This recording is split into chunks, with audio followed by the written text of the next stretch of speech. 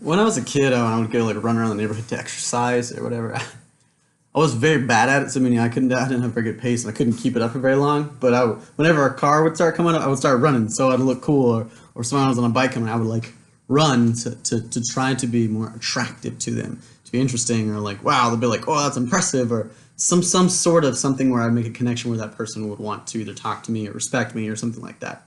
In hindsight, it was really stupid, but I didn't have a whole lot to work with when I was young.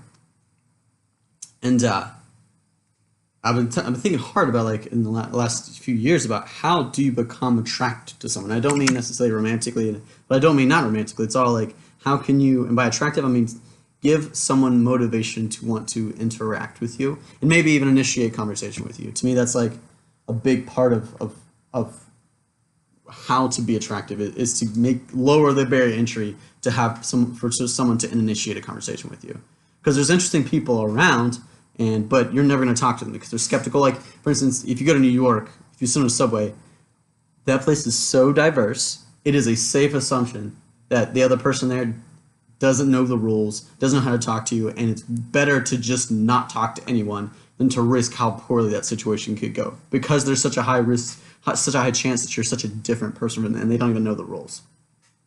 I mean, that's part of it.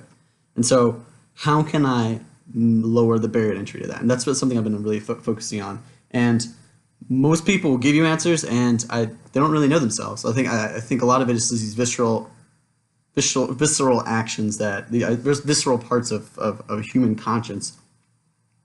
Like I find something like if you can create intrigue and mystery, but only a little bit. So people are like, oh, I like weird things. Okay, it's the same way in music. We like things that are about 30% weird maximum. Past 30%, it becomes alien, becomes avant-garde, becomes too much. We like something that's mostly the same, at most like 30% different.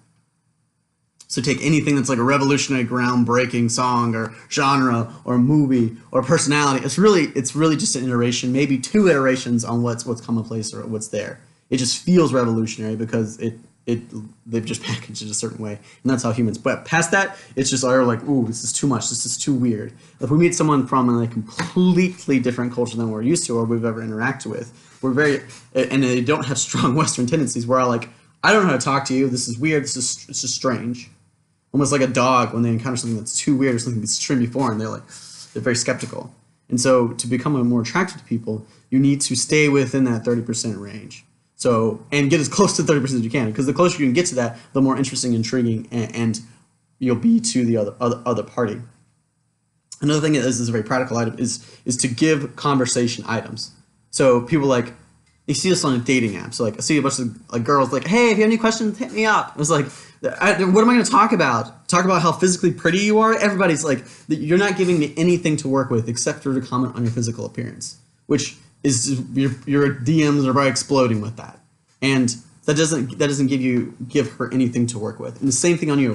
What would make it? What would be an easy conversation someone could start with you really quickly? Like, hey, I like your blah. Hey, that's a cool shirt. Hey, that's a something. Like, so tricks like me, I have long hair, and it's like it's edgy enough that it was like, oh, this is different, but it's normal enough that like they've seen plenty of white dudes with long hair that use a whole bunch of conditioner. Like. It's nothing out. But I do dress out when I go out, and if I'm trying to attract someone, I'll dress in a certain way that's different than everybody there, or most everybody there, but not too different. Not avant-garde. I'm not wearing like anything like hot pink somethings, like.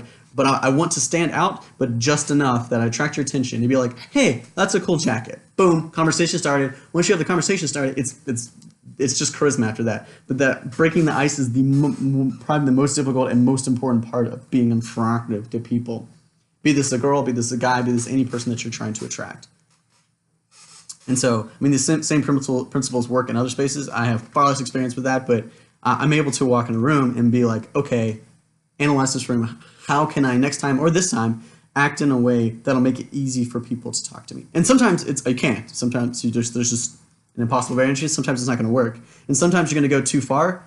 You're going to go past the 30% because you don't know exactly where that is. If you have a crowd that you misjudged, then you're going to look weird. But that's the goal, to stand out just enough that you're still in the realm of safety, but you're within the realm of but you're still in the realm of intrigue.